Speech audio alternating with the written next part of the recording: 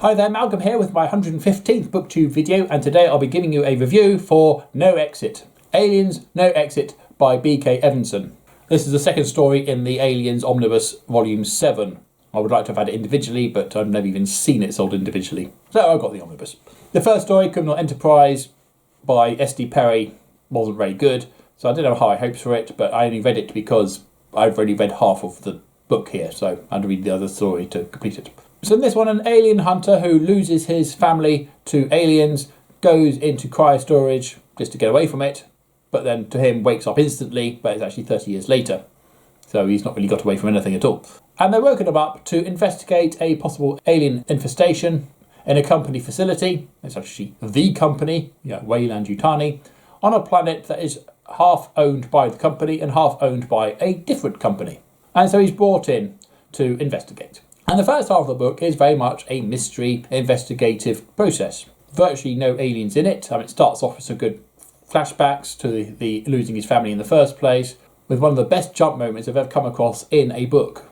So that was really early on. I thought, wow, that's brilliant. So I was hooked at that point. But yeah, I really enjoyed the investigative process, examining the bodies, examining the damage, and just trying to piece together what actually happened versus what is being claimed to have happened, or what appears to have happened. And about the halfway point, the mystery is solved. We know who the bad guy is, and we kind of suspected all along it was the smarmy company man. Of course it was going to be the smarmy company man. It's not really a spoiler, it's pretty obvious. And the second half of the book turns into a more generic aliens adventure. Now, there's a band of survivors who are being whittled down by the aliens as they try to navigate through the alien nests to safety. Nothing we haven't seen before in other aliens stories, and pretty generic fare here, to be honest. I mean, it was okay, but my biggest complaint was the aliens were not nearly as dangerous as they have been in other stories. In most stories where aliens feature, an alien almost even has to look at a human and they're bursting apart, blood flying everywhere, and there's lots of death and screaming. In this one, I kid you not, there are people wrestling aliens. An alien's grabbed a person, dragging them away to their hive, and somebody else jumps onto the back of the alien and wrestles them to the ground and gets the person free. But that never happens in other stories. And they survive. I mean, not all the time, and there is death here, but more often than not, if they're grappling with an alien, rolling on the floor with them, they get injured, and they have also some acid neutralizing serum which they're able to use to not melt. But literally, one guy just picks up an alien and smacks its head against the wall until it dies. It's like, really? And my other issue was at the end, where the end just happened. It's like getting built up to the climax, to the final scene. Oh, the story's finished there. Okay.